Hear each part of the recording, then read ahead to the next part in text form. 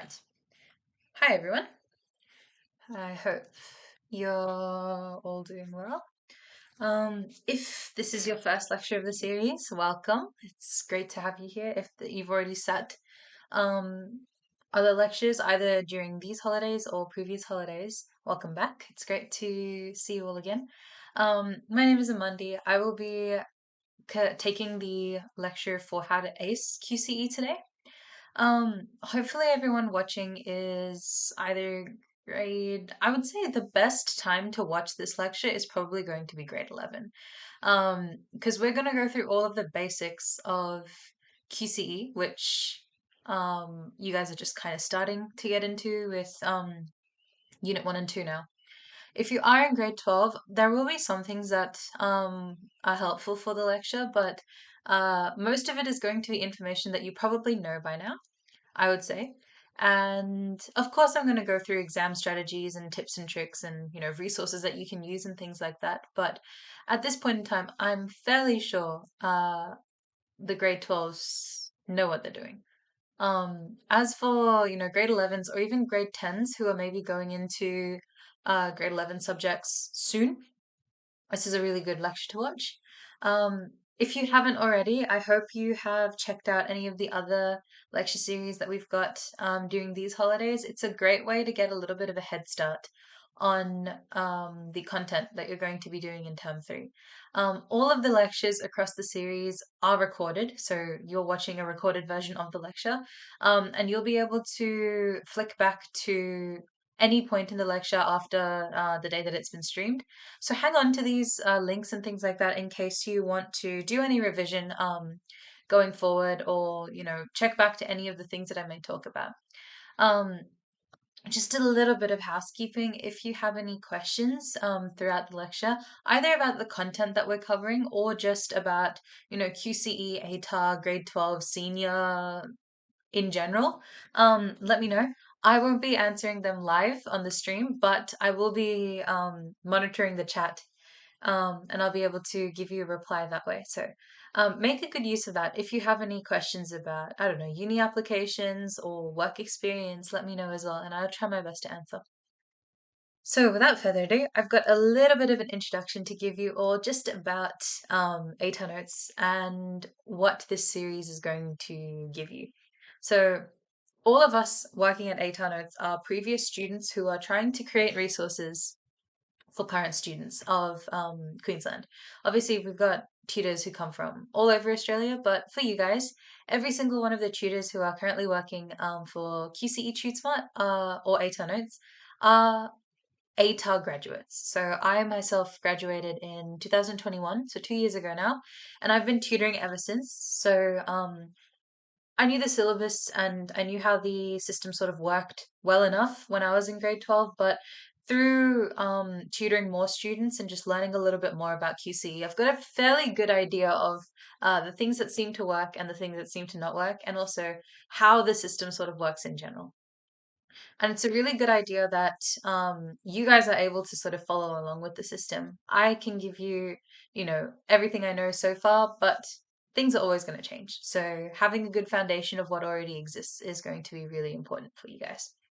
Um, Us at the company, we create all sorts of resources for senior students to use. One of them is the lecture series, which which I've already talked about, honestly, and you probably know what's going on with that as well. But they do happen every holidays. So if you find that tuning into this lecture or any of the other subject lectures was helpful, I took the biology one as well, so you might see me on that recording too. Please feel free to use the September holiday lecture series as well. If you signed up to our website, you will get notified when all of these things are happening. Then all you've got to do is register. It's completely free, and it is just a way that you can sort of revise on the holidays without doing anything too strenuous. The subject lectures are actually really good. You get practice exam questions and all of the content towards the syllabus as well. So I highly recommend you check them out if there are any subjects that you're currently doing. As for general revision, this is sort of the lecture that we go to regarding that, where I'll just be talking you through resources, how the QCE system works, and any FAQs that you might have. So in terms of resources, I've mentioned that word quite a bit already, but for our free resources, they're all available on the website for you to use. So if I just flick over to the ATAR Notes website very, very quickly, you can create an account completely for free on this, and you get access to all of our resources. So they're all organized under the QCE tab here. But if you feel like you want to cross-reference with, VCE questions or NSW questions that might be similar to our syllabuses, you've got access to all of those as well. Study notes are usually available for you to download for free, and they're all uploaded by our tutors and students and our community.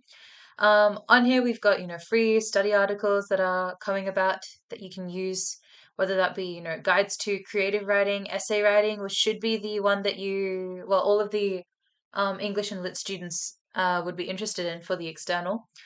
Frequently asks questions, just general articles that may give you a bit of an insight into senior life. We've also got discussion and forum pages where you can post questions. They're monitored by tutors like us, who are able to, give the answer to your question. We've got a newsletter that comes out with all of the updates that are happening, as well as an ATAR calculator. So you can, that one is based on the last 3 years of data now, and can be used as sort of like a rough guide on the kinds of scores that you need to be getting for the ATARs that you want. In terms of other resources, these are ones that I'll be talking a little bit more extensively about. We have a tutoring program called TuteSmart. Now, that's personally where I work. I work as a tutor for ATAR Notes. And when it's not the holiday lecture series, we've got live classes that happen for 1.5 hours every week. There's like a timetable that you can check on the TuteSmart website. For all of the main core subjects. Basically, every week you choose another topic underneath the syllabus. The tutors will give you all of the syllabus related content, so things that you only need to know for the external, as well as access to worksheets that we've created ourselves, exam questions, practice exams, revision sessions, and etc. etc. So TuteSmart is a really, really good opportunity for you to get onto the syllabus. Every single one of those classes is recorded, so you are able to kind of go through each of the lessons that have been streamed. On top of that, we also offer private tutoring. So if you are interested in brushing up a little bit before the external, or if you're a grade 11 who kind of wants a bit of support going into senior, we have private tutoring services. So you'll be paired up with a tutor. You get about one session per week to start off with, and you can build it up if you want multiple subjects. And basically, another person is there to go through revision with you and give you access to practice questions and help you with any content that you may be having any trouble with. Personally, the resources that I used from ATAR Notes when I was in high school were the study guides. I remember, if any of you have lived down in like Brisbane, there's a careers expo that happens in the convention center, and there was a booth for ATAR Notes there. I was like, this would have been grade 10, I think, is when I first met them, but they were selling all of these books, like study guides and things like that. I bought the biology and chemistry topic test booklets, and I use them very, very extensively during grade 12. Super, super helpful. And they're available to purchase on our website. If I could give you one recommendation, when it came to grade 12, I bought the text guide for Macbeth, because that was the book that we were studying for our English external. That was so, so helpful, because all of the analysis, all of the literary devices, stylistic devices, and aesthetic features were just there in front of me. I used that book super, super extensively. I would show you the notes that I had made in it, but I've currently given it to a family friend. But they were very, very helpful. And I do believe that they would be the resource that I would like most highly recommend. Super, super good when I was in grade 12. If you are a little bit more tech savvy, we've also got a resource that honestly I think is very, very valuable called Ed Unlimited. And basically, it's a monthly subscription, so you pay a little per month to get access to all of our publications. So ATAR Notes publishes their own course notes written by the tutors. If I type up QCE here, you'll be able to see. This is lit, for example. For the 2021 to 2023 syllabus, it's got the course notes for all aspects of the syllabus, whether it be, quote books, study notes, um, practice essays, etc., etc. And you get access to every single one of our publications, not only for the QCE syllabus, but also for the or I should say HSC syllabus and that's the other one, VCE syllabus. When I was in grade 12, the QCE topic test booklets for bio and chem actually weren't out at the moment. They've been published very, very recently. So this book that you see right here for biology, not available when I was in your position. And so I actually ended up buying the New South Wales biology and chemistry topic tests. And I worked through all of the questions that were similar to the ones in our syllabus. And the book comes with like really, really in-depth work solutions at the end of the chapters, and they were very, very helpful in me familiarizing myself with how I should answer my external questions.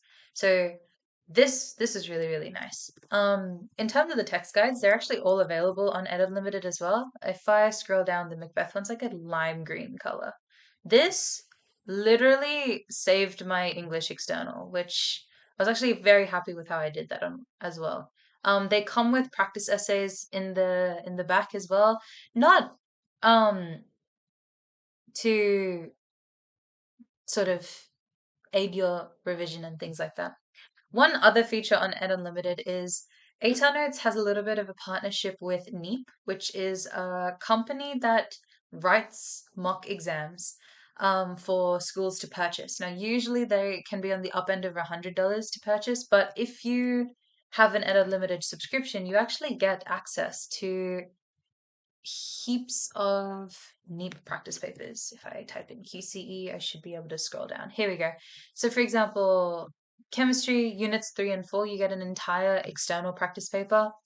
Um, and I remember doing the NEEP trial examinations when I was in, you know, doing mocks and external prep, and they were of a pretty high standard. Like they were having similar difficulty to the actual external. So considering the fact that you get course notes, practice questions, text guides, and practice exam papers, Ed Unlimited is a pretty dope resource, and I would highly recommend that you check it out if you are in grade 12 or even in grade 11.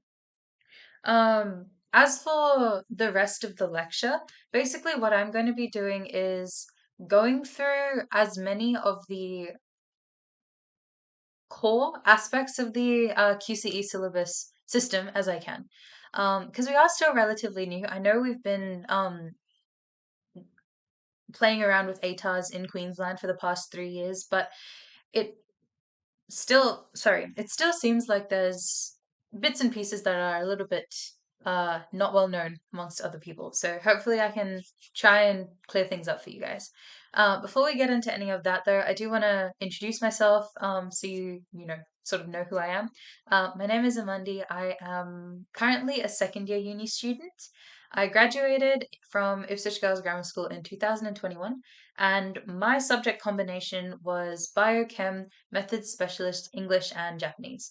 I like to tell people that I did 2 maths, 2 sciences, and 2 languages. Currently, I am a UQ student. I study a Bachelor of Science. My major is biomedical science, and I also have provisional entry into medicine right now.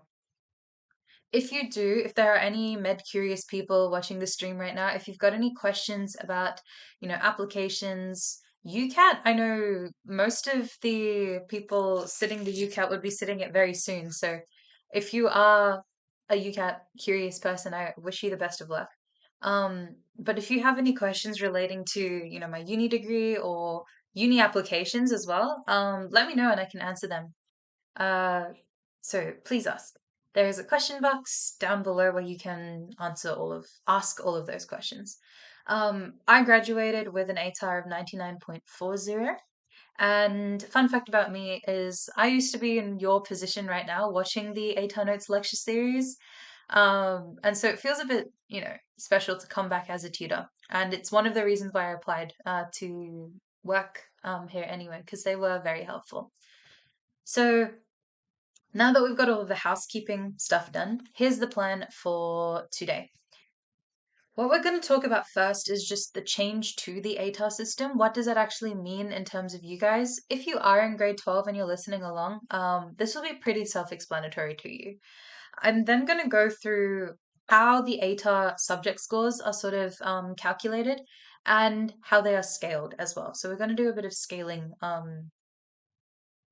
What is this? What's the word that I'm looking for? A scaling rundown for you within the next 2 hours.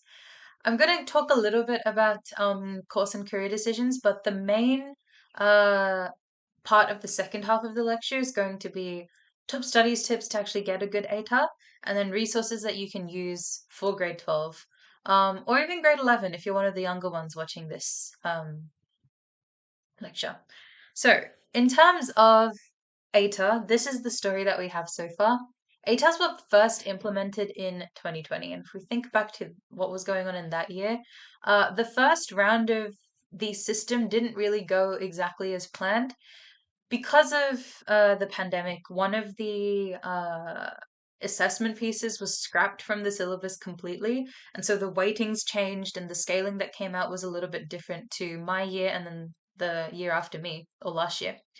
So some of the information that we had, going into the ATAR system was equally confusing when it came to me being in grade 12, because the year beforehand was, the first year to go through the pandemic.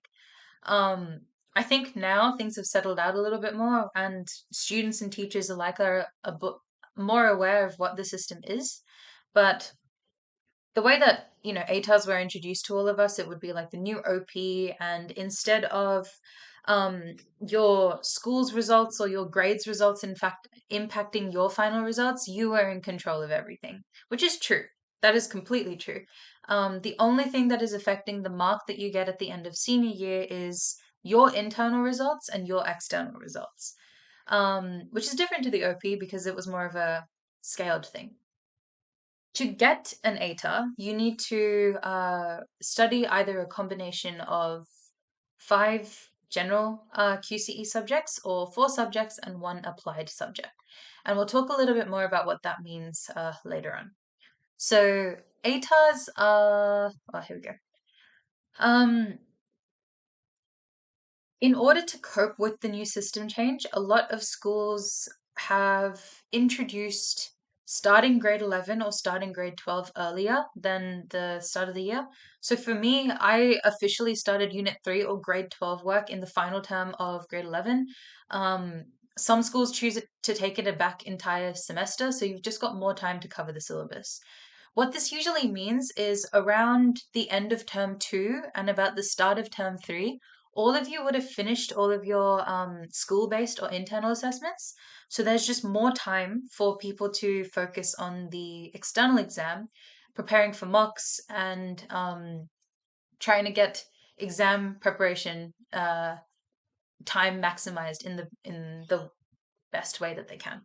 So in terms of what's the deal, the ATAR, according to QTAC, is the primary mechanism used nationally for tertiary admissions and indicates a student position relative to the other students. At the end of the day, it's a mark that shows you how well you've ranked against all of the other students in Queensland.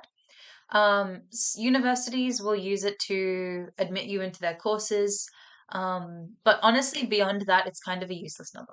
So never should you consider the ATAR as the single most important thing that you encounter, especially considering that we live in Australia. There are so many opportunities for you to go into the career that you want to go into or get into the university course that you want beyond an ATAR. So at the end of the day, yes, it is good to care about, your final results and work towards a particular goal if you do have them, but never has it been the be all and end all of your future. So care about it, but don't let it consume your life. In terms of like what it is actually, the ATAR isn't just a simple score. It's having an average of 80% across all of your subjects isn't going to mean that you graduate with ATAR of 80. Instead, it's more of a percentile rank. So it shows how well you have scored against all of the other people in your cohort across the state. It ranges from a scale of 0 to 99.95, where that top ATAR means that you're in the top 0.05% of all students in the state. ATARs of 100.00 do not exist. 99.95 is the highest, and they decrease in increments of 0.05. So a 99.9 would be the top 0.1% of people in the state. If you get an ATAR that is less than 30, your actual number is not going to be disclosed. It'll be just written as less than 30. In terms of ATARs being released, so there are kind of two entities that are important to deal with when it comes to ATARs and QCE. The first one is QCAA, which we'll talk a little bit more about in more detail later on in the lecture. The second one is QTAP. QCAA are the ones who are responsible for writing your syllabus. They're the ones responsible for confirming your internal like exam papers and confirmation of your marks when you finished your IAs. They're also the ones responsible for writing the external, marking the external, and giving you your external results. So all of the stuff that's directly related to your subjects and exams and the content that you're learning is QCAA. They're the ones that I'm going to focus on in today's lecture, by the way.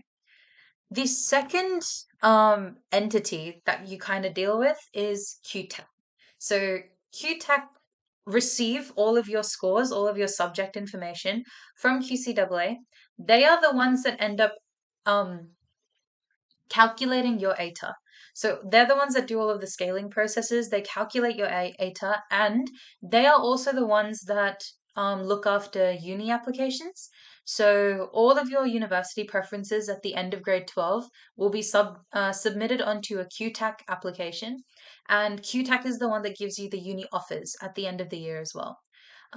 Probably a good idea to store your passwords and login details for both of these websites in a very safe place.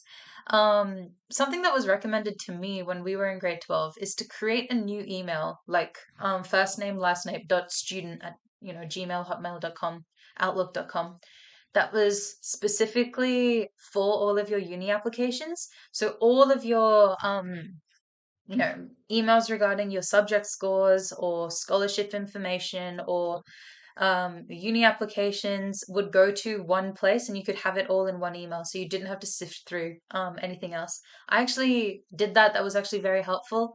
So I could constantly just check everything off one email instead of using my personal or school email.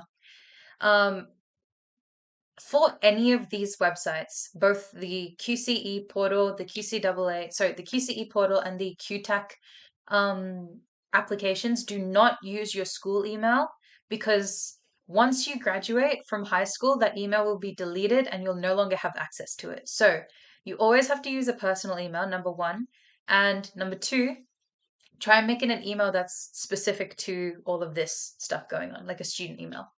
QTAC actually has two logins that you need to be wary of. The first login is for your uni application. So this is where you write your QTAC application and you put in your uni preferences. The second website is for your ATAR. So that's where your, like the day that the ATARs are released, that's the website that you need to log into to see all of that. So hopefully that makes sense. If you have any questions about, the spiel that I just gave you, put it in the chat box and I can put it in writing so it's nice and easy to understand. in terms of actually being eligible for an ATAR, you must pass an English subject. So that can either be essential English, English as a first language, general English, which is what I did, or literature. As in, you must get 40 out of 100 or more to get an ATAR, period. However, it doesn't necessarily need to be a subject that contributes to your ATAR. So some people choose to, well, I chose to study 6 subjects so I could have a backup, but only 5 are going to be counted. Your top 5 scaled subject scores are going towards your ATAR. If English is your 6th subject, that is totally fine. As long as you have passed, you will still get an ATAR at the end of the day.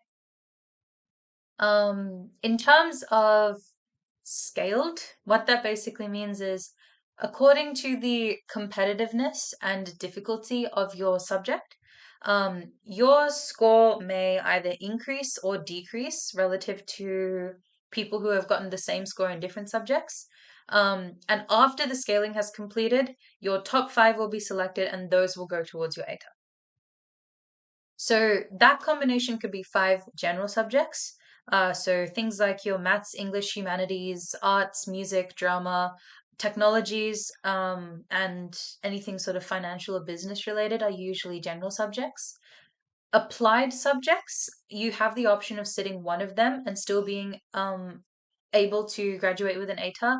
These include things like vocational education, any certs that you may be doing, as well as the essential subjects as well. You could be doing, yeah, so that's the other option. You could be doing 4 general subjects or vet or cert 3 or higher type of qualification. At the end of the day, top 5 are selected, and then that is what is used to rank you against everyone else in the grade. So, hopefully, if any of you are maybe any grade 10s who are listening to the stream right now, maybe interested in, subject selection, let me know if you've got any questions about the subjects that you're doing and I can answer them. For in general, I completely lost what I was going to say. Right. ATAR calculation is what we're going to talk a little bit about next. Now, there is some crazy maths involved here, so I'll try and simplify it as much as I can. But for the sake of the example, let's say that you're studying these 6 general QCE subjects. So this student is doing bio, psych, English, legal, methods, and geography. Oh, sorry. Geography. On the middle column of the table, you'll be getting the score. So this is what they actually got as a mark out of 100. And the status will be sort of what happens to it after getting scaled. So these are the students' scores for each of their subjects. They got a 78 in bio, 70 in psychology, 65 in English, 65 in legal, 58 in methods, and a 56 in geography. Now that score in the middle of the table there is the scaled score. So after all of the stuff that QTAC has done, because they're the ones that look after scaling, these are the scores that the student has received out of 100. The top 5 are bio to maths methods, and those will all be contributing towards the student's ATAR. Geography, which was the 6th and therefore the subject that ranked the lowest, is the one that doesn't contribute. And so when people are going to choose their subjects, let's say this is probably important information for people in, grade 9, 10, but you want to sort of choose 5 subjects that you are quite strong at or you perform well in. And then your 6th subject, if you do choose to do a 6th, is try and make it one that you can kind of chill in for the most part. Because one of them isn't going to be counted at the end of the day. It is, however, still a good idea to maximize the marks in each of your subjects in case something goes wrong somehow and you need to rely on that backup. Some students will choose to do accelerated subject in grade 11. So they sit the grade 12 syllabus in grade 11 and finish the subject a year early. So they get a free period in grade 12. if you're interested in doing that, I highly recommend it. That free period is going to be so helpful to you, and it's also one less subject to worry about come external time, um, which is very, very useful to have. And so we go on to the question of how are these subject scores calculated? It's crazy, crazy maths involved. So each of your QCE Unit 3 subjects is out of 100. Oh, sorry. And only your Unit 3 and 4 content will be going towards your ATAR at the end of grade 12. Unit 1 and 2 is just a trial run. It's background information. You can't get tested on Unit 1 and 2 content unless like one of the Unit 3 and 4 pieces of content is built on the Unit 1 and 2 content. From that score out of 100, that is your raw score, and that is the score that QCAA gives you. I do know you do get access to all of your raw scores at the end of the year. I know I definitely got mine. On the day that the ATARs come out, usually ATARs come out at 9 a.m. in the morning, right? At midnight of that day, QCAA posts all of the raw scores on the My QCE portal. So I had access to my external results and my scores out of 100 um, at midnight the day of the ATIRs were releasing. They don't actually tell you that. And I don't know if they're going to stop doing that for you this year, but they have done it for the past couple of years. The ATAR is then released the following morning, so you've got a bit of a wait period if you want to stay up late to check. Your raw scores are then given to QTAC, and QTAC looks at how competitive the subject is and how well you've performed, and then performs all of the scaling procedures. And we'll be going into that in a lot more detail later on in the lecture. The subject score out of 100 comes from a combination of your internal assessment and your external assessment. So I'm sure all of you know what that means now. Internal assessments are the ones that are created for you through school. So your teachers are the ones who are writing these.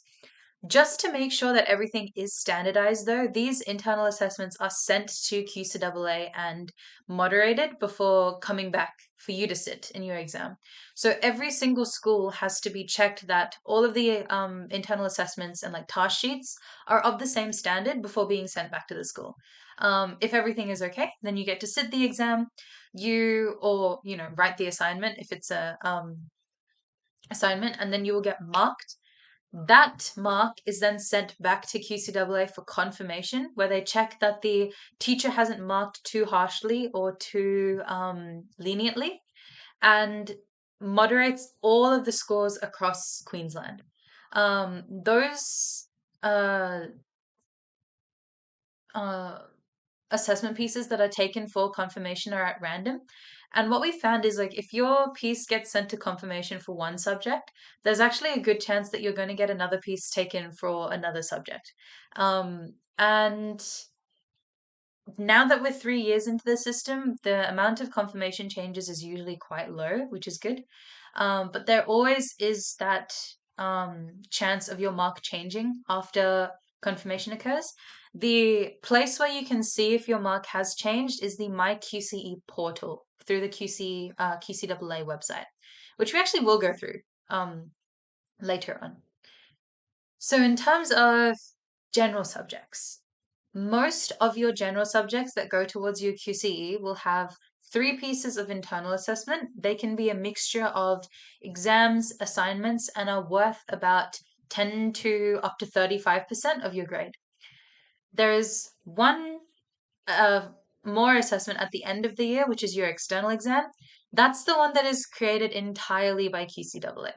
And sometimes the external exam will be, a mixture of 2 papers, like for the STEM subjects, or sometimes it's one singular paper, like for most of the other general subjects.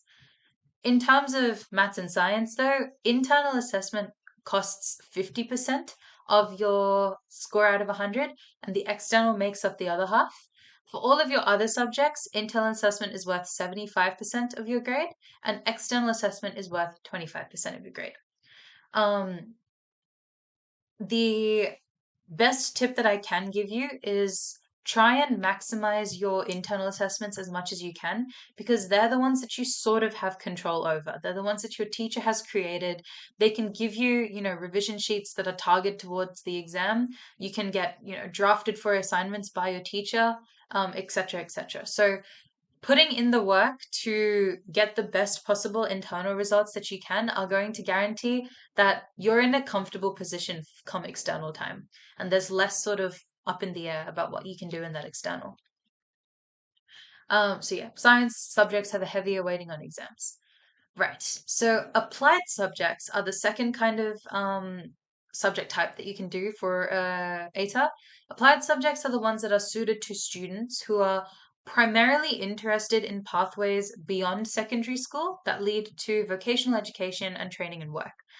So all of your certs, all of your vet subjects are the ones that are applied subjects. And typically speaking, they're a little bit more practical than your general subjects are. For this one, if you do more than one applied subjects, you are no longer eligible for an ATAR, but every single one of the assessment pieces for these subjects are internal and made by either your course coordinator or your school teacher, depending on, where you're doing the subjects. So there's no external examination that's coordinated by the QCAA. Unfortunately, because of this, they are scaled a little bit lower, because there isn't as much moderation that the QCAA can do. For vet qualifications that are Cert 3 or higher, they will have a single scaled score that can be included in a student's ATAR. For example, a Cert 3 in hospitality and a Cert 3 in lab skills will have the same exact scale score. This will be regardless of the duration or area of study for the cert. So all of the scaling for the applied subject kind of happens at a level basis rather than like a content basis. Whereas scaling for general subjects happens at a content basis and a competitiveness basis instead. It is expected that the scaled score for a completed vet diploma will be higher than a vet cert 5, which will be a vet cert 4, sorry, which will be higher than the scaled score for a vet cert 3. In terms of assessment overview, as we know, there are 50% of the weighting in your raw score is towards internal assessment in maths and science, 75% of the weighting in your other non-STEM subjects. The three internal assessments for general subjects, there are four internal assessments for applied subjects. And the internal assessments are developed by the schools, but in line with the guidelines set by the syllabus for each subject. Right, so with that done, I'm going to screen share back to the QCAA website.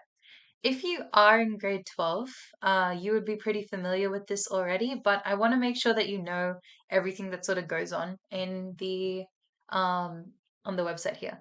For most of you, you will be sticking to the senior subjects tab. So if you go on to the QCAA homepage, you can click on senior secondary here, and senior subjects is where you want to be in. Just for the sake of a little bit of variety, I'm going to open bio because I teach bio. This is the subject that I'm most comfortable with. And for other people, I'm just going to put in English, just because both of them are quite popular subjects. Now, for biology, which is a 50% subject, they give you a little overview. This isn't going to be too important to you, but what is going to be important to you is on the syllabus tab, this document right here. Now, in the best way that I can describe it, this is going to be the, oh, sorry, I just tabbed to the wrong thing. There we go. This is sort of like the Bible for your respective subject. Everything that you need to know is going to be in this one document. Honestly speaking, the first couple of pages are a little bit useless, but what is going to be important to you is these big tables. So once you hit one of the units, this is unit 1 for any of the grade 11s watching here, you'll come across these massive tables of the topics under each unit. Oh, sorry. The topics under each unit, as well as the subtopics.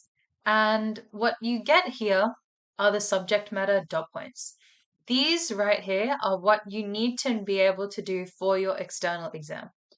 And what I like to suggest to all of my students, and also what I did during high school, was I copied and pasted all of these dot points into either a Word document, or I had like books that I wrote for my maths and chemistry.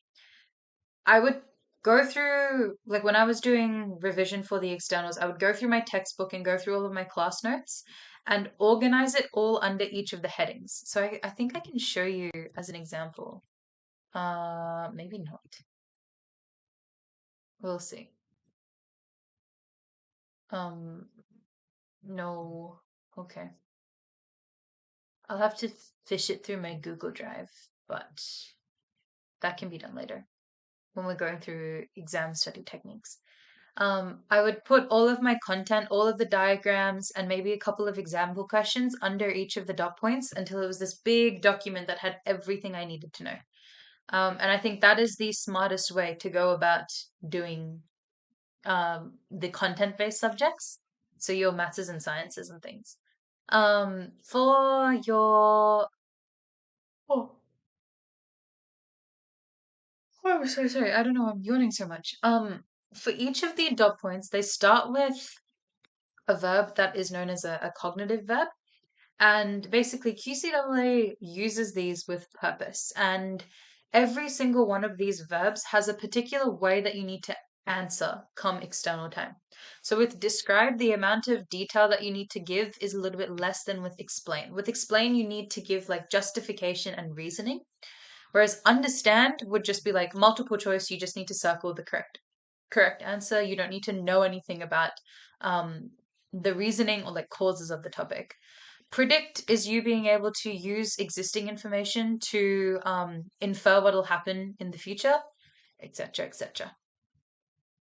If you come across compare, that means you need to understand the like similarities and differences and then explain the reason behind the differences. Whereas contrast is just state the differences and similarities with no reasoning. Um, so for bio, that's all of the stuff that you're going to do in topic one, unit one, topic two. And then for unit two, they do a similar thing. So all of the dot points that you are required to know are organized into the subtopics. For my classes, and it's the same for all of the other subject classes at TuteSmart, all of the tutors write their lessons and prepare their lessons surrounding the syllabus dot points. So we're giving you the information that is directly related to what you're going to be assessed in the external. It's the same thing for English, whereas I mean English is a little bit more subjective. There's not really content that you need to memorize. It's just more about the text types that you're studying.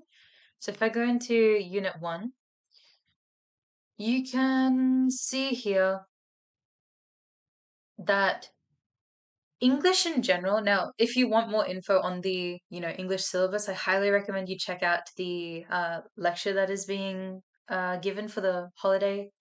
Oh, sorry. For the holiday series. English and QCE, and I can't really speak for literature, but general English really, really favors when you link any ideas in a text to how the audience is supposed to perceive those ideas. So, say if you're studying a novel that was, written reflecting events in World War II, your ability as an analyzer to understand how people would have felt during the time of World War II versus how people feel about those themes now is going to be really, really important. If you've ever, looked at an ISMG in English, you would have seen the phrase cultural assumptions, values, and beliefs. It's a huge, huge set of criteria that um, basically involves you as an analyzer or you as a text creator being able to understand how people will feel after reading a piece of text, which is hugely important for the English syllabus. And so English doesn't really have a. Oh, I'm so sorry.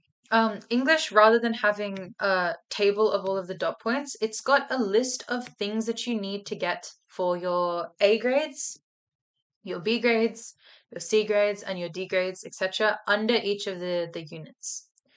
Here's a unit description. This isn't really too important, but in the in the assessment guidance section, you can see what they expect from each of your pieces. Now, for the glossary, if you come across a verb that you don't really know what is going on, for example, for Unit 3 in biology, there is this one verb that is select and appraise. Appraise is not very commonly used as an exam question. All of the meanings of those verbs can be given to you in the glossary at the end of the syllabus. So they've got, if we go back to A, it'll be there. Um,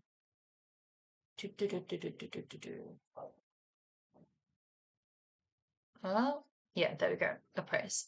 So that definition will give you exactly what you need to do in the question answer to get all of the marks needed for that question. The second thing that I want to point out to you is in this third tab for both biology and English, they have a couple of resources that can make your life just a little bit easier. If you've ever interacted with some of the subject reports, you can see how well your previous cohorts have done. And some of them have example assessments, or example parts of an exception. Here, where they've got excerpts from assessments that students have submitted in the previous years. So this is the 2022 report used here, and this is a good example of it. Same with, all of the assessment types. This is for biology, so all of the conclusions. If you are doing any of these subjects and you're writing an assignment and you want a bit of guidance on like specific headings in the assignment, the subject report is a place where you can go to have a look at how students who have done things successfully have written their sections. So if you wanted to look at the research investigation, it's got, points of a research investigation snipped in here and also why they were successful in doing it, as well as for the external assessment, sample responses that were able to get, all 4 marks against all of the marking criteria. And so same thing goes for teaching. So if I click on subject report of 2022, under each of the, this isn't really too important, under each of the individual subject types, they should have little excerpts from students who have done really, really well. And you can just see an example of what a good version of your assignment is. There's the cognitive verb table there, effective study strategies if you are, interested. That's not too important for you. I'll just check if there's anything worth checking out in bio. No, okay. For chemistry, chemistry, physics, and the math subjects, your formula sheet will be found in the teaching tab of each of your subjects. In terms of assessment resources, here you've got sample assessments for all of your IAs. You've got sample annotated responses. So these are the ones that we used when we were writing our assignments to begin with. Sample marking schemes, as well as past external exam papers. So all of them are available to you in the assessment tab. So for English, it's the exact same. You get all of the samples, as well as the question books and the marking guides for the external English essay. These are going to be really, really good resources for when you're doing external prep. And for you guys, you get 3 years worth of past papers, whereas I got 1 from the COVID year. So you're in a much better position than I ever was, which is really, really good. Oh, wow. They've got like the entire essay in there, radio. So if you ever are in need of sample responses or sample bits of an assignment, sorry, I'll just share to the slides again. Here we go. There's always going to be stuff uploaded onto the QCAA website, and for any 11s or 10s watching the lecture right now, you guys will be having the 2023 subject report as well to look at. So if you're ever confused about what to do, check the QCEE website and cross-reference it from your teacher. And that's probably, the best place to go if you are getting confused at all. So, assessment criteria for each subject is displayed. There we go.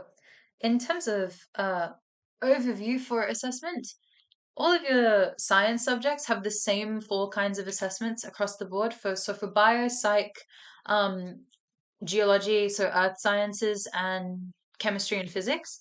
The first assessment piece that you should have done would be a data test worth 10%, then a student experiment and research investigation, each worth 20, with a 50% external. For English, your first is a written public article, which is 25%. Second is a persuasive oral. Third is a creative or imaginative piece. It's a narrative usually. And then fourth is an analytical essay worth 25%. For math methods, you have a PSMT, same thing with general and specialist, by the way. PSMT worth 20%, examinations worth 15 each, and 50% externals. I know some of the languages have multimodal tasks worth 35%, so each of your internals individually can range from about 10% to 35% on a mark basis.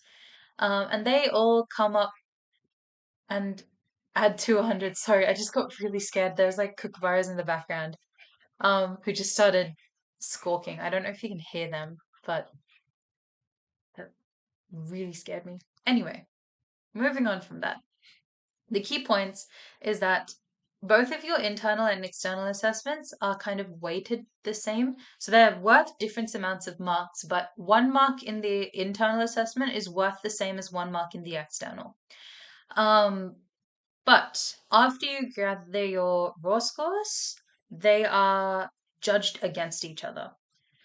So that's sort of all the info that I have on raw scores at the moment. If you have any subject-specific questions that I am not able to answer, please check out our ATAR Notes forum pages and our discussion boards, because we've got a greater range of tutors than just myself. They'll be able to answer more of your questions a little bit more in detail. As for our next step, we are going to talk very, very extensively about inter-subject scaling. Now, there is some crazy complicated math involved, and I'll do my best to simplify where I can. But inter-subject scaling is completely held together by QTAC. If you've got any questions about, scaling, they do have like an option to contact them. There's like an email on the QTAC website that you can use. As well as they've got stalls at things like tertiary expos that you can come and ask questions about as well. Now, we know that there are a lot of different levels of subjects that you can study in the QCE. And every single subject is very fundamentally different to the other subjects. There are subjects that are, more personal. There are subjects that are more subjective. There are subjects that are more content heavy, and it changes across the board. Scaling, the best way to think about it is that scaling doesn't necessarily reward you or punish you for studying certain subjects. What it tries to do, or what the purpose of scaling is to make the QCE an even playing field. So you can choose subjects that you enjoy without worrying about, performing really, really well in them, especially if they're quite, tough subjects to begin with. And I know tough is a subjective term, but bear with me here. So for the sake of explaining scaling, I'm going to be talking about 2 hypothetical subjects. The first one being darts and the second one being Sudoku. Alex gets a 70 in darts and Billy gets a 70 in Sudoku.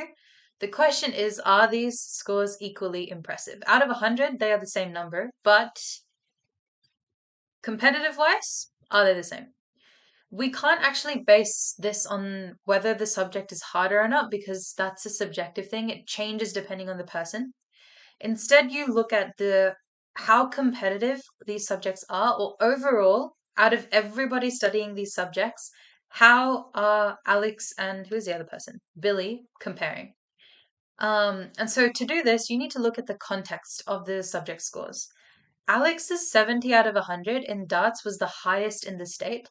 Billy's 70 out of 100 in Sudoku was the lowest in the state. And so the question is, how does that impact the way that you perceive these scores?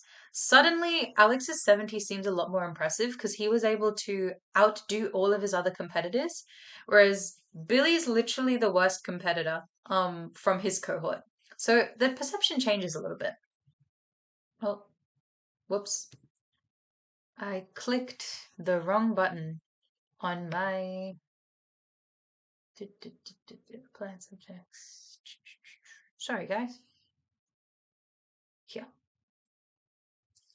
There. So if we were to take scaling, it's kind of taking the competitiveness and taking how you have ranked as a competitor in your subject against everyone else in your cohort. So here are someone's sample subjects. They're doing English, math methods, legal studies, physics, and then drama. And then on the middle column is all of their raw scores. So 91 in English, 82 in methods, 75 in legal studies, 70 in physics, and 55 in drama. Oh yeah, full disclosure, these are made up subjects and made up rankings. Nobody I know has gotten these scores personally. I've just made them up. In terms of, oh, in terms of percentile rankings, let's say that getting a 91 out of English placed you in the top 8% of all of the English candidates, which means that you're in 92nd percentile.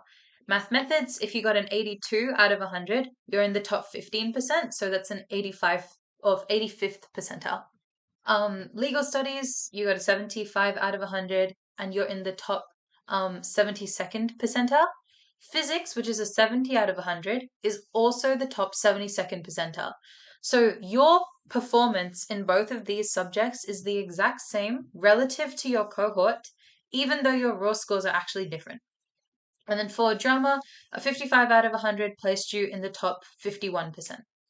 And so once all of these percentiles have been identified, you can actually go further than this. So the first step of the scaling process is to rank each of the students as to how they performed in their individual subjects.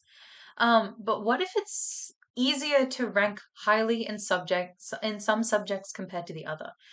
So for example, in one year, the external for, I don't know, drama could be much more of a convoluted question compared to another year. And so more people would have done better in drama and the easier question stimulus compared to the harder one. But that doesn't necessarily change, and that'll affect the subjects, but it doesn't, sorry, that'll affect the subject scores that the students are getting, but the subject is still the same. So, for example,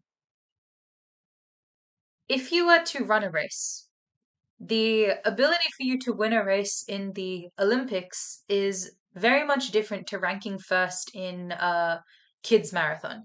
So here you've still, ranking first places you in that 99th percentile, but the difficulty of getting to that 99th percentile in one situation was a lot more competitive compared to the other situation.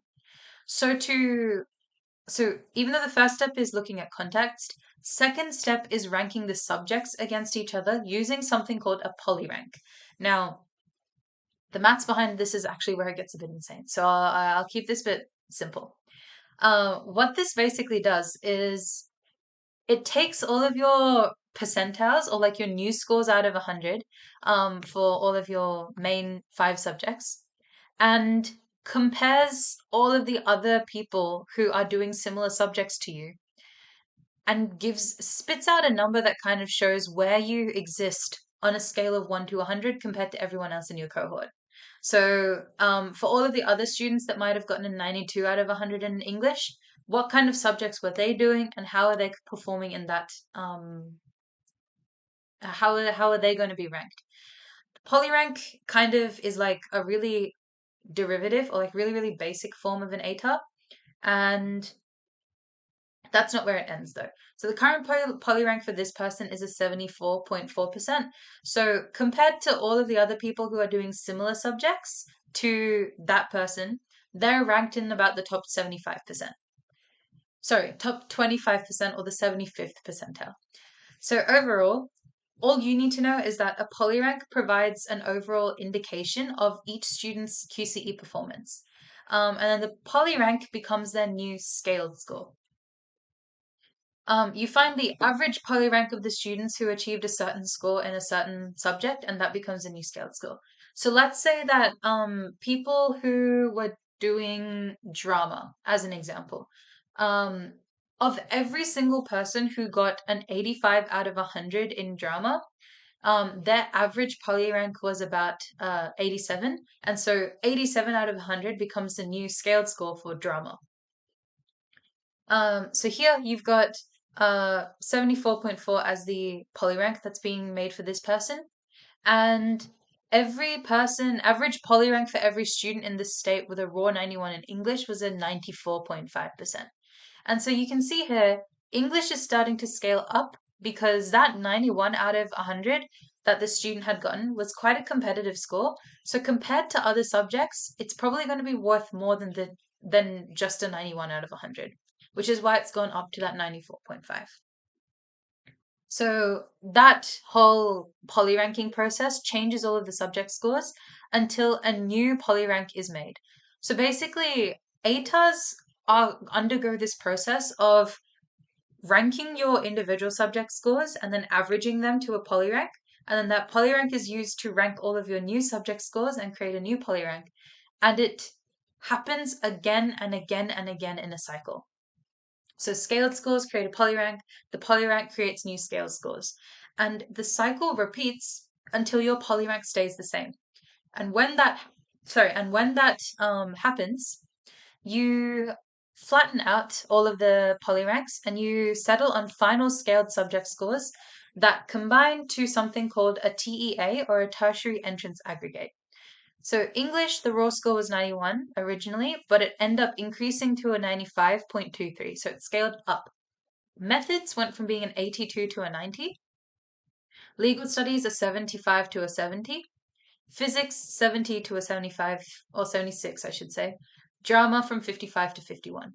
And all of those scaled scores out of 100 are added together into your TEA, which should theoretically be out of 600.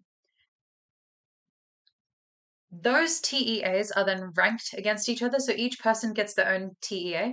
They're ranked leading to the percentile ranking. So the top 30 or the top 0.05% get that final ATAR. The next 30 get a 99.9, the next 30 get a 99.85, and so on and so forth. So the ATAR is a percentile rank from, less than 30 to 99.95 as a summary. It is based on your top 5 subjects, and the subject scores are always out of 100. And they are based on both your internal assessment and your external assessment. The subject scores are scaled so that achievement across different subjects can be compared against each other. And after the scaling process, we have these final scale scores which combine to form an aggregate, which is used to find your percentile rank, or the ATAR. At the end of the day, you should all be studying subjects that you are good at, or you are enjoying, or you somewhat need for your university courses. And the goal should be to perform as best as you can in all of them to increase your chances of getting a good aggregate score. So, I've already gone through the QCEE website with you, but hopefully that made sense so far. If you do have any further questions for me, please let me know in the chat box and I'll answer them for you. But for the rest of the lecture, we're going to talk a little bit about tips to get a good ATAR and my main study strategies that I can use. Now, there isn't a definitive guide to get a good ATAR because everybody has different capabilities, different expectations for themselves, and different goals that they want to achieve at the end of a year. But the basic question for everyone should be, how is it that you can maximize your marks? And if I had to wrap it up in like one little um, saying or one way to, think about it, keep it consistent.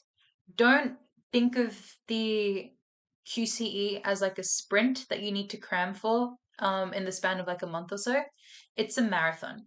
So there are going to be times in grade 12 where you just finish a line of assessment and you'll get the task sheet for your next assessment the next day.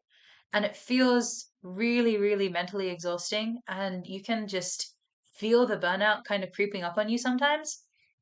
But the reality of the situation is like, if you're able to pace yourself in really, really small bits across the term, you're going to fare a lot better than somebody who crams the night before each of your assessments um, going forward. So conserve your energy and release it like short term and then build it up to the external period at the end of grade 12. As for, how to sort of do that while avoiding burnout as much as you can, I've got some tips for you. But my tips may not work for everyone. I just do want to preface that. So if you've got some time and if you're in grade 11, try and workshop or try and what's the word that I'm looking for? Test out certain techniques that may be good for you and suss out all of the ones that are definitely not good for you and the ones you want to avoid. So without further ado, the first technique that I would probably highly recommend is to have a system. Because on top of doing, 6 subjects, you probably will be doing some form of leadership in grade 12. Just being a senior is, a leadership skill within itself. Um, People will have co-curriculars, whether that be music, sporting, volunteering, charity work, community service, etc., etc. And it's going to be very, very overwhelming to keep on top of all of your commitments. So you need a place, or it's good to have a place where you can write all of that down and prioritize them in order of what needs to be completed urgently and what can sort of rest on the back burner for a little bit. Having that system means that you can break down all of your tasks into very, very digestible bits. So if you've got an assignment coming up in the next 2 weeks, have tasks saying, oh, write the rationale, write the introduction, write the first body paragraph, collect your sources, I don't know, finish the bibliography. Break it down into bits that can be done in, 30 minutes to 40 minutes instead of this massive assignment that's worth 2,000 words that you need to write. Um, and then if you are ever stuck on how to break down into digestible bits, the subject syllabus can be used really, really easy for that. So if you ever look at any of the practice or sample assessments, you can see the responses are broken up into headings. Use those to prioritize which headings needs to be done first, and so on and so forth. So with that, we've got a couple of articles that can help you do that. Study timetables work for a lot of people I know. They never personally worked for me, but I know that they are quite effective for most people. For me, they were just too rigid. I couldn't give myself an allocated time to do the same subject every day or every week. And so I was organized in a slightly different way. QCE organization is all about keeping on top of everything that is pending, because there are going to be a lot of things that are pending at one time. For me, this never worked. Sometimes it does for some people, but this was just too much for my brain to handle. But if you're able to break down all of the free time that you have into time designated for co-curriculars versus time designated for subjects versus time designated for just general homework, you'll be a lot more on top of everything. For me, what worked was a to-do list. So like at the end of each school day, I had a notebook where I would write down each of the things that I needed to get done. And that could be as simple as, doing 5 minutes of UCAT practice, or writing my rationale for my bio external, or reading the novel that I needed to get done for the English external, etc., etc. And then through my free time, I would have like certain blocks to do certain things, whether that be, one block for co-curriculars, one block for leadership, one block for study. And I would go through the to-do list in order of like what was most important to get done and cross everything off at the end of the day. Obviously, things that I couldn't get done within the time that I had allocated for myself would be moved on to tomorrow. But having that system put in place made sure that I was consistently productive instead of just procrastinating everything to the end of the day, which is very, very dangerous to come by. So things would be crossed out if they were completed. A line would go through if they needed to be sent to the following day's to-do list. Or a line would be crossed through if they were cancelled, and then anything that wasn't crossed out would be sent to the next day's to-do list. This one worked the best for me compared to a study timetable that was really strict. And then, yeah, the following day, you create a new to do list, write down everything that needs to be completed, with the ones that were not completed from last day being the top of the list. So you get them done early. And on this to do list can be the really simple things, whether it be, writing an email to your teacher or, I don't know, calling your coach about something. They can be on that to do list as well, just as long as everything is prioritized. Once you've set up a system, it's really, really important that one, that system is kept consistent, and two, the system is kept in balance. And friends, it is all about getting academically buff.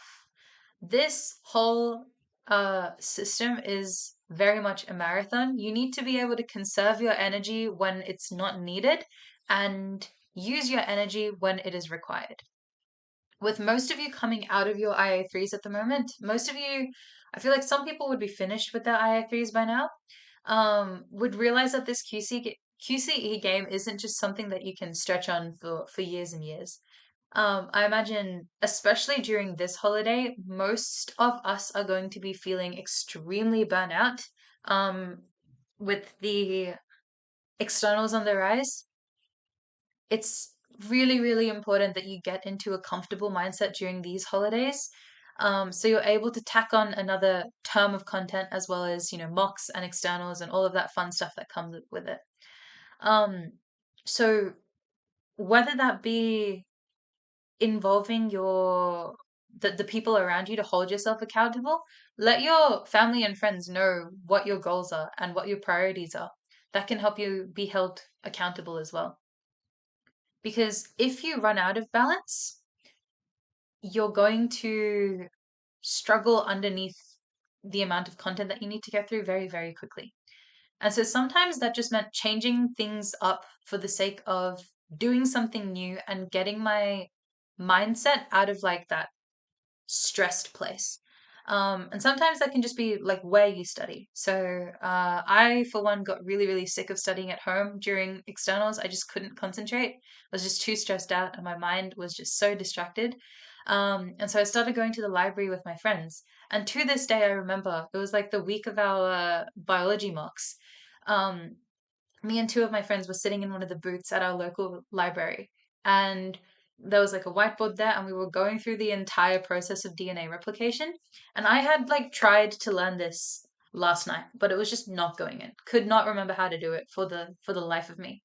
And so I got out my notes, which I had done really, really well, and taught both of my friends. They asked I encouraged them, like, ask as many questions as you need. You need to actively challenge me. Only then can I think about things properly and like give you an answer. Because the more people question you, the more that you um, cement that topic into your brain. And so I did it for DNA replication. The other two friends did it for another topic in biology.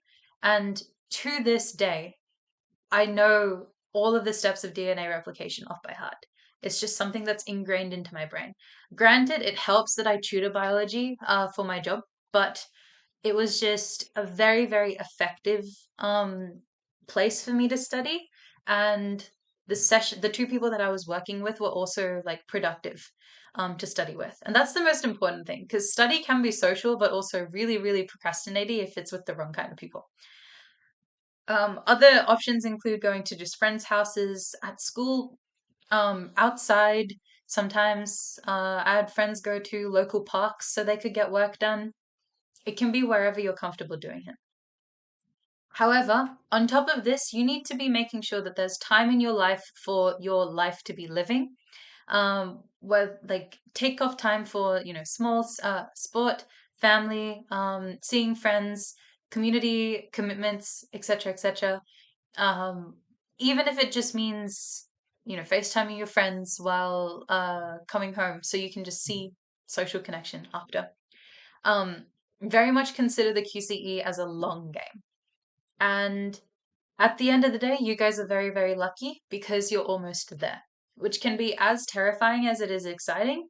But my tip is to be aware of the time of the term because there were so many people in our grade, especially, who by the time it got to September were just so burnt out they couldn't extend themselves until the externals were coming around. What you want is that for not to happen. So on top of keeping things in balance, you also have to be productive. So when you're studying, make sure you're actually studying. Instead of just dedicating like an hour to get something done, maybe getting everything done in a short 20-minute burst is going to be more productive for you, depending on what kind of person you are. And so study preparation in general is really, really important. You cannot just say to yourself, oh, at 3:30, I'm going to study modern history for 45 minutes. It's not going to be productive because you don't have any prep material planned. You don't have any goals for that study session. And so once you get to it, you're going to be really, really inclined to switch the tab from your textbook to Netflix, and then nothing gets done. Before you actually sit down and have a study session, have a list of the things that you need to complete, whether that mean the chapter review questions at the end of the book or the 4 dot points that you weren't able to complete last night from the syllabus, or all of the practice questions that my teacher had given me in the previous lesson. Have goals, which actual tasks that you need to get done. And that's the only way that your study is going to be productive because you've got an explicit goal to fulfill. Try and minimize the amount of distractions that you can have. Be in a well-lit room with, plenty of water, things like that. Turn off your phone or notifications if you need your phone to study. I don't know, can't imagine why, but I don't know, maybe there's notes on there that you need to handwrite. Handwrite as much as you can because your externals are not online yet. You will be handwriting these responses for the most part. Get comfortable doing so early. And what I did was, I got this tip from someone. I can't tell you if it's effective or not, but I use the same brand of pen in all of my study preparation as the pens that I used in my external. So whether or not if it was like muscle memory or like placebo sense of comfort, um, I practice handwriting with the same kind of pen. Set yourself up somewhere really nice and have a setup for yourself as well. Because if you can limit your distractions, the less guilty you will feel about studying and then being not productive. If studying at home isn't any good, try and seek out some more options. Whether that it can just be as simple as moving outside, for example. So if you have good study hygiene, you'll need to study less overall, and your sense of satisfaction after getting study done will be much higher as well. So study smarter and not harder. Hopefully, that is all good. Now, for if you find that your productivity levels are rapidly decreasing, you need to be changing things up. Because once you get into that mindset of, getting distracted or or procrastinating, day after day, um, it's going to come a week before the external exam and you'll have to cram the entire syllabus in 7 days. And that is not anything anyone wants. That should say before the end of 2023. I'm so sorry. Prior to the end of this year, try and work out what works for you the best. Or prior to the end of this holiday, try and work out what works for you best if you're in grade 12, so that come external time, you've got a list of strategies and backup strategies that work well and guarantee your productivity during the time that you need it most. So that can be just changing your study techniques. You can use, if regular old flashcards aren't working for you, try Quizlet. Look at any of those Anki. Oh my God, Anki I'm loving in uni. Any of those online flashcard websites are really good because they make like little games for you to play as well. Songs, sometimes diagrams, mind maps, videos, Crash Course. Oh my God, Crash Course saved my life for biology. I learned everything I knew off that of those YouTube videos. Short summaries. video recordings, audio recordings, teaching other people. That was the one that worked for me the best. Dot point essays. So a really, really good study strategy for English would be to get your question for the external exam, and instead of writing a full essay, because that's, mentally taxing and exhausting to do, write dot points for what you're going to do in each of your paragraphs. And they're not just like random dot points, right? Put a dot point for your thesis, put in the quotes that you're going to use, put in the aesthetic features that you're going to talk about, put in stylistic devices that you're going to talk about, put in cultural assumptions, values, and beliefs, audience positioning, all of the stuff that makes a English paragraph really, really high standard. And do that for all of your body paragraphs, as well as your introduction and conclusion. And then it always makes sure that you're thinking about the important things to include without the mentally exhausting nature of writing an entire essay. This worked for me really, really well. Mind maps and basic pictures, chunking. So that basically you get like a blank page and you write down everything that you can remember about a particular topic. You then go back to the textbook and then in a different color or or like a highlighter or something, add in all of the information that you missed out and then repeat this over time. And then the goal is to not forget the info that you repeated out the first time. Elaborate on your notes, rote learning, repetition for memorization, changing your study location, changing study time, and so on and so forth. So mix things up and keep it interesting for yourself. So, give me a second. Oh, okay, whoops. If you need some help, there are heaps of videos online on our website that help with subject-specific videos. These can be things like, work solutions, study tips, etc., etc. Highly recommend you check them out using the link below. Thankfully, by the time that I got into grade 12, I knew what had worked for me because I had done all of the workshopping and experimentation in grade 11.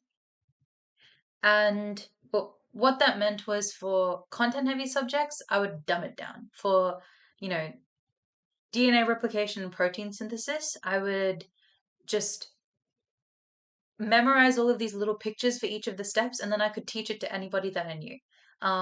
Then made them ask questions so I could explain all of the details more in depth. For English, once again, dot point essays, so good.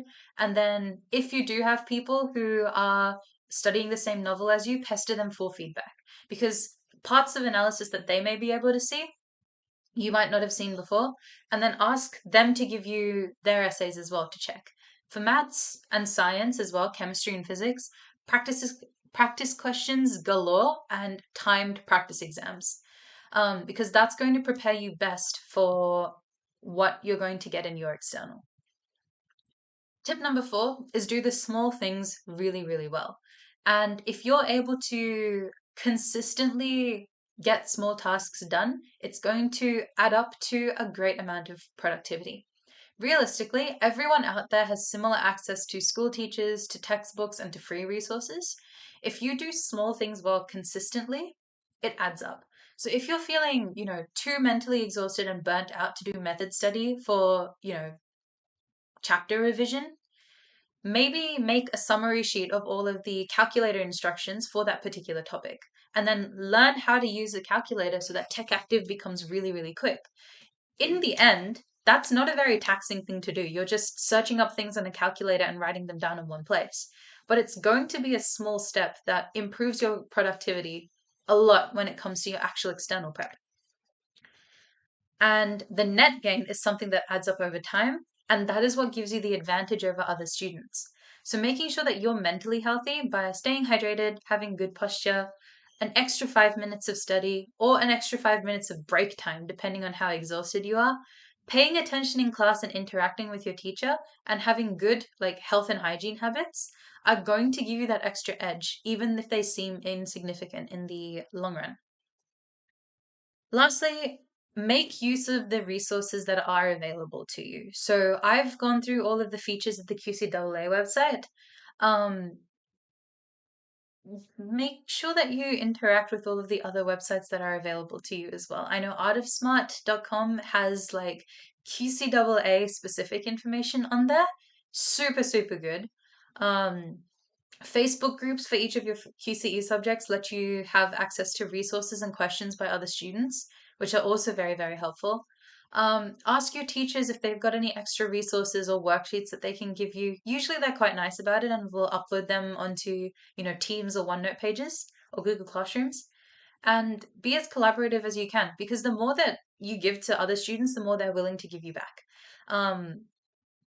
And that can be the difference between you knowing what's on the external and you not knowing what's on the external. So if you don't know where to start, as I said, please check out our website. We've got free QCE notes that are available for you to download, as well as articles, videos, all sorts of things. And the more that you interact with this material, the more familiar you're going to be come external time. Check out our forums if you've got any other questions. I will be hanging back around 10 minutes after today's lecture if you've got any final questions from me. But if you've got, queries or doubts coming within the next, 4 or 5 months, please head to our forums and one of our tutors will be able to reply to you. Our QCE videos are a breakdown of concepts within the syllabus. Super, super helpful if you want access to work solutions to practice exam questions as well. And a newsletter, which will have little articles that are continuously being updated. So even if it's just an article about you being able to deal with procrastination, it's probably worth checking out. So sign up to that. And then our articles I already talked about. We also do have a QCE podcast, so which is actually quite exciting. It's quite new. Sometimes the topics on there are completely different to what you will be studying, but it's nice to get a little break and also a bit of a testimony from previous students who have, sat QCE. As I said before, our lecture series runs every single holiday season. So if you want to come back for some external prep, we'll be running pretty heavy external prep lectures in the September series for all of you grade 12s. And then for any of you year 11s, there are going to be Head Start lectures for the first couple of topics of Unit 3 and 4 in September as well. So I hope to see you there. I think it would be really great if you keep it consistent. Because at least with this, you've signed up, you've made a commitment to the lecture series, and you at least get the 2 hours of time that you're signing up for. Which is kind of why I kept doing them in grade 11 and 12 as well.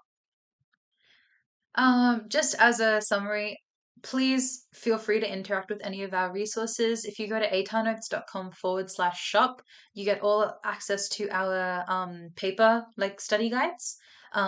Once again, if I had to recommend one to you, please get the text guide for your external book that you're studying, especially if you're not the best at English like I was. It just makes the analysis part so much more easier.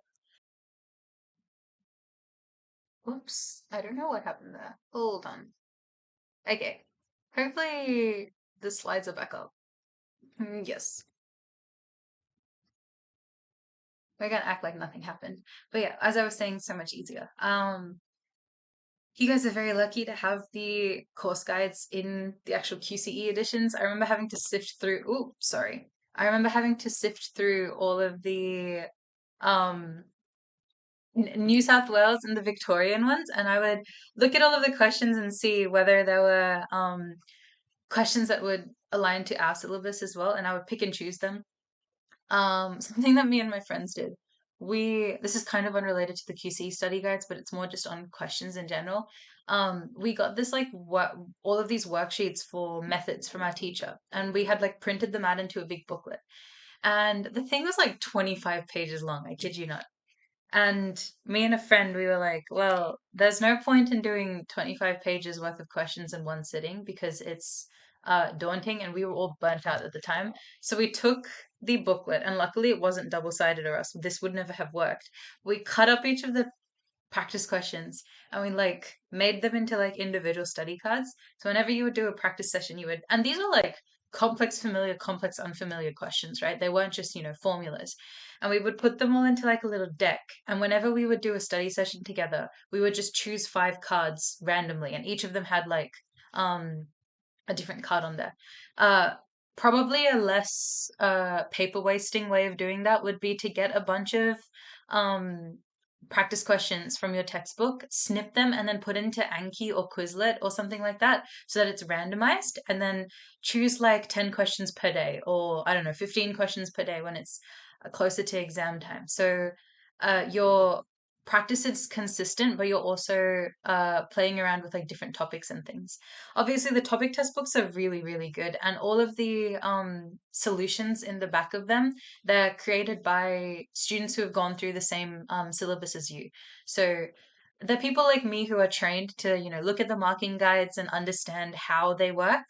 Um, so they're written in the way, sorry, they're written in a way that best mimics the exact way that the marking guides are written in the QCE syllabus. I hope that was very helpful. The last section of today's little lecture is going to be a little bit of a rant about mocks because me sitting here and talking about IA tips, IA3 tips is probably not going to be too effective because half of you are going to be finished with the IA3s already, and the rest of you are going to be doing IA3s that might not even be IA3s that I did subjects for. So I decided to kind of make this last section a little bit more applicable to everyone and talk about the mindset of going into mock exams. Because before writing your externals, your schools will give you a couple of, block weeks, or they'll give you trial exams for each of your subjects. They'll make you sit them in the same way that you would need to sit externals. So everybody lines up in, alphabetical order.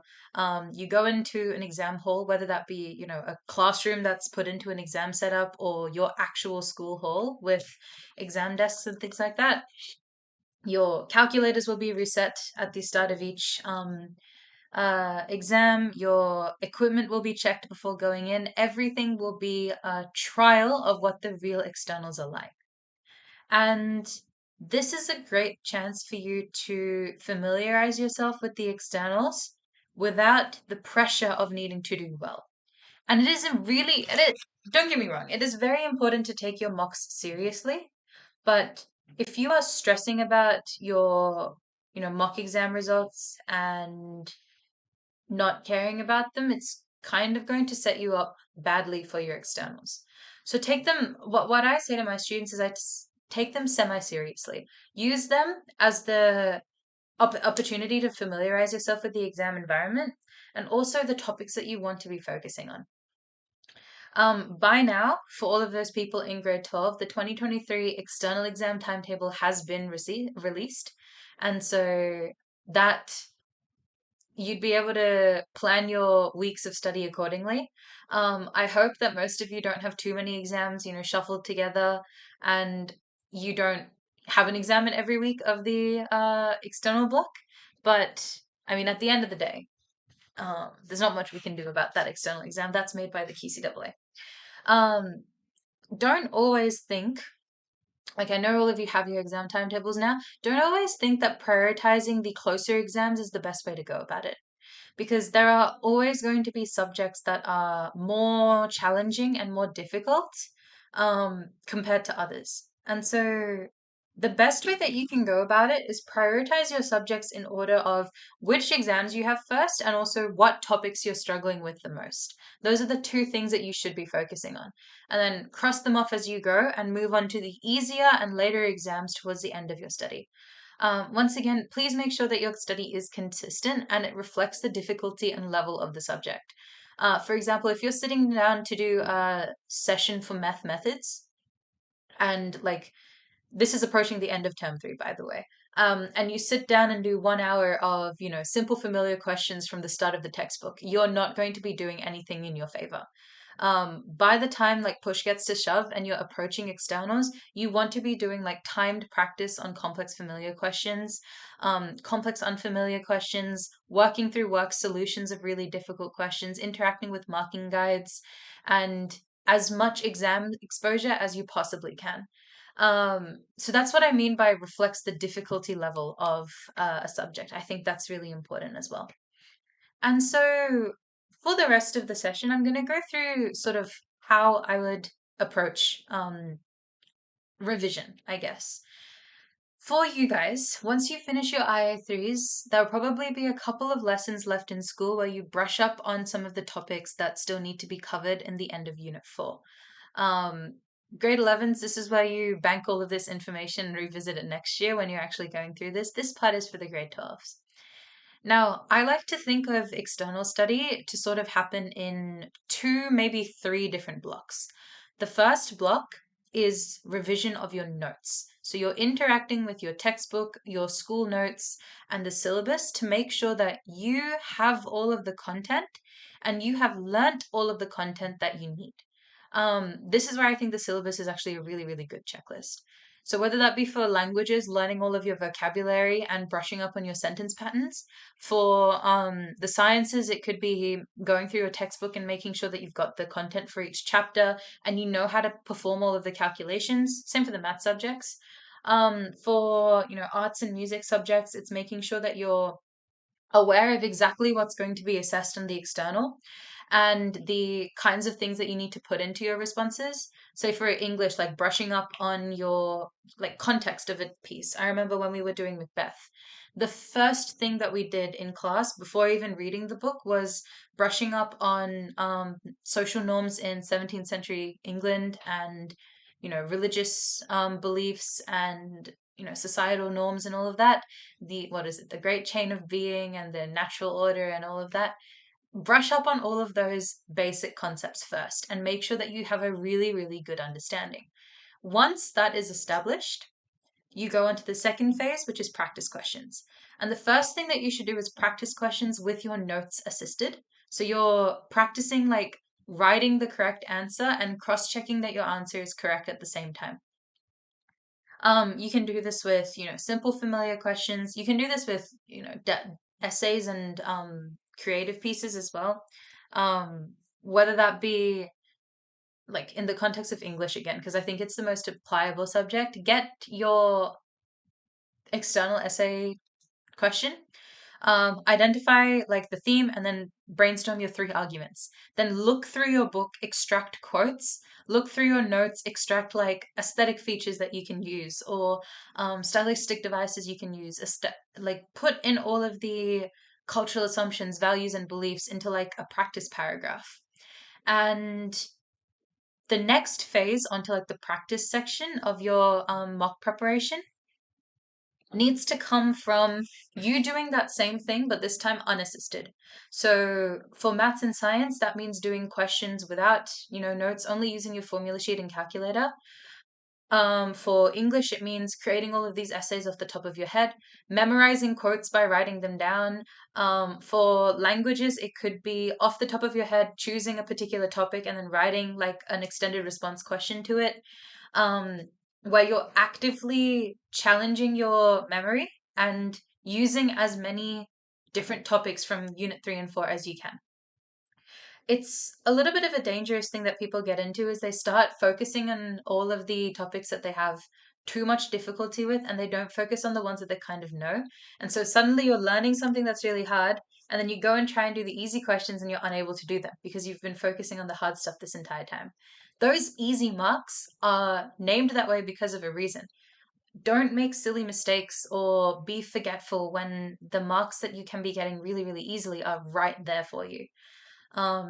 Once so within that second phase as well, once you kind of get into the habit of writing these questions without any, notes on you, go into timed practice. So this could maybe be um, like a worksheet of 3 or 4 maths questions, each worth 20 marks. Allocate yourself 1 minute per mark and give yourself 20 minutes to complete every single question on the sheet. For English, it could be, can I bust out a buddy paragraph within half an hour? And that includes memorized quotes, aesthetic references, a thesis statement, a topic sentence, and sociocultural assumptions, all in one paragraph. Can I get it done in half an hour? And then obviously start with more relaxed timing to begin with, and then work your way up to the same timing that you would expect in the external exam. That's going to give you really, really good endurance for your external. The final stage, so after you've done practice questions, is the exam prep stage. So this is where you're actively doing timed exam papers, you're actively marking your exam papers, and you're actively reviewing them. I can't stress that enough. It's not enough for you to just sit an exam, say that you sat an exam, and then forget about it.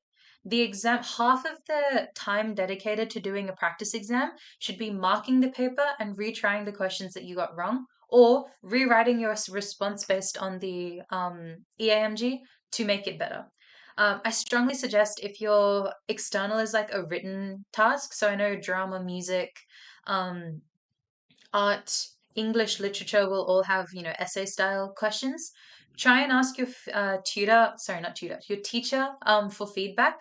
It doesn't have to be a full essay. It can just be a body paragraph and just ask them, Miss or Sir, I wrote this in my own time as external prep. Would I be able to have some feedback on it? If not, give it to another like person who is in your class and then ask them for feedback as well, especially if you know that they're of the kind of like same um wanting the same goals as you. Review other people's work as well, because oftentimes we're not able to identify what's going on wrong with our writing, but we can kind of see where improvements can be made in other people's writing. So it's a really good practice to get into with reflection. Um, Retry practice exams that you might have done like really, really early in your study, and see if you can get them right this time around.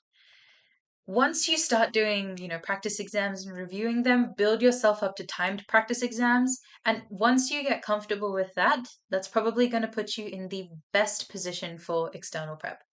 I'll talk a little bit more about, mocks to externals when we get into this September lecture series. So if you want to come back and listen to that, feel free to. But all of this practice should be happening during the mocks time.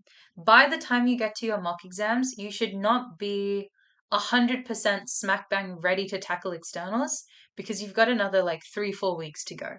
I would say being about 75% there is going to put you in a really, really good position for mocks, because then you can take the experience of the mocks and integrate it into your prep for the externals, ramp everything up, complete externals, and then, graduate with happiness, which is what we all want to happen. And so something that you can use to help you sort of guide your study is the syllabus. When you're first writing your notes, I like to tell people write them according to the syllabus dot points, because it's got all of the things that you're going to be most likely tested on.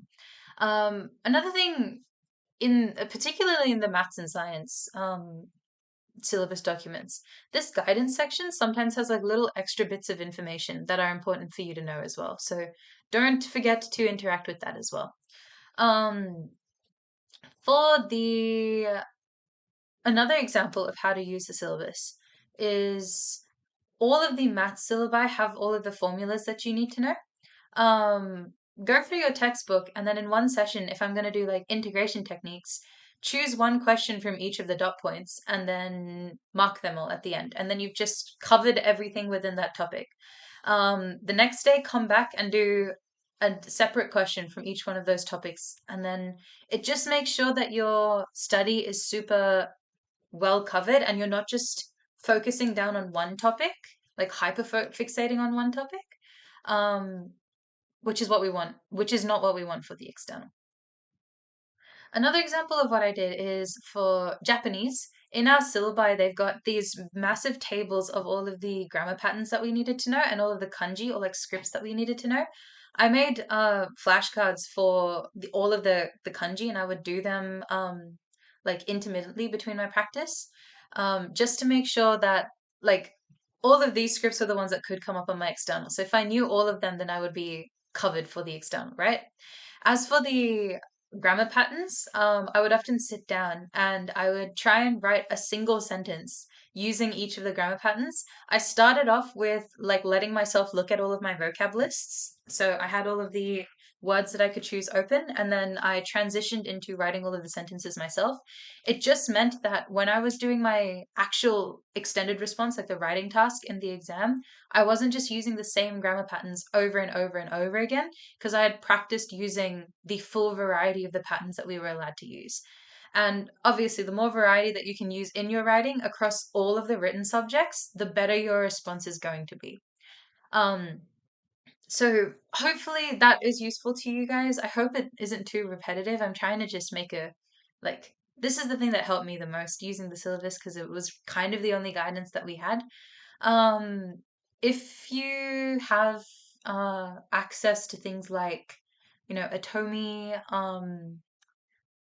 there's another one, like, or Anki decks from previous students, use those as well and build on them as much as you can.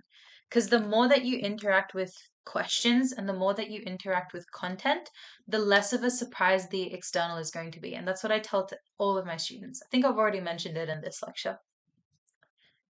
And yes, kind of, see if you can use these as a checklist as well.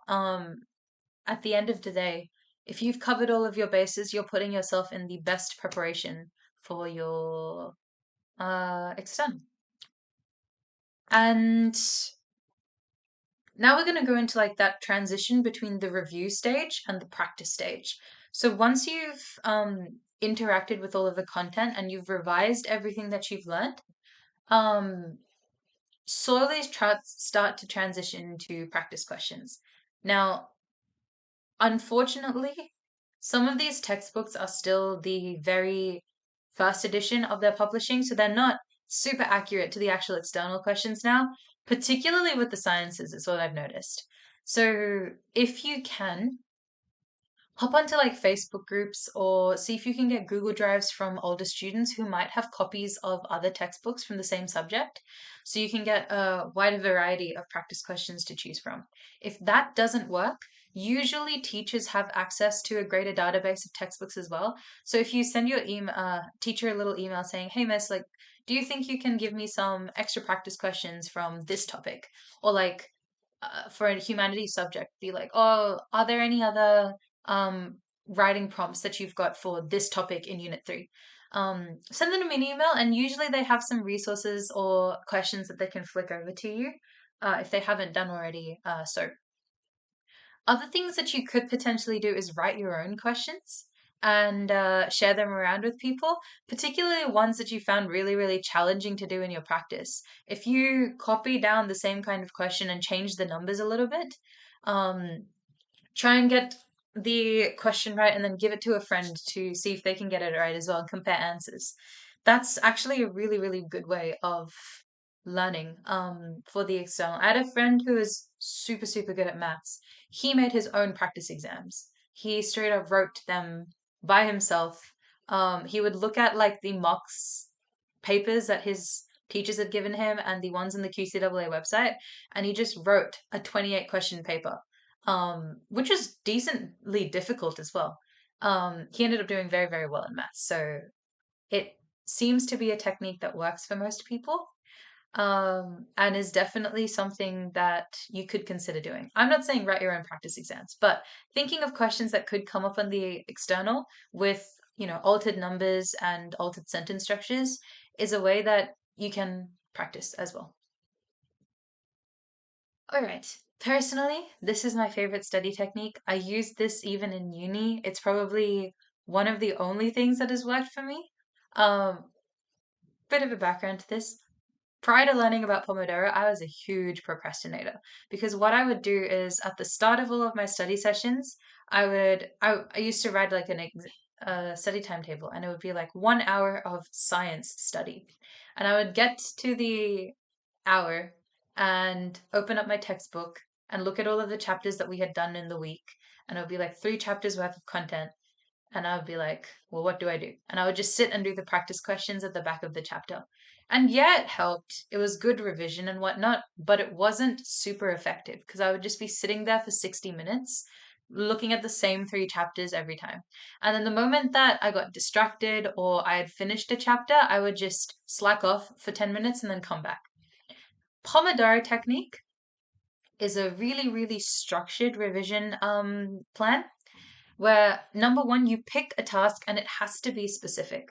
So instead of, study biology for an hour, it's review protein synthesis and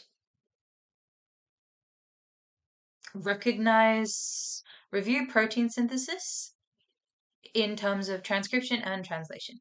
Sorry, I keep using biology examples. It's just very fresh in my mind at the moment. Um, then what you do is for 25 minutes, you work super consistently.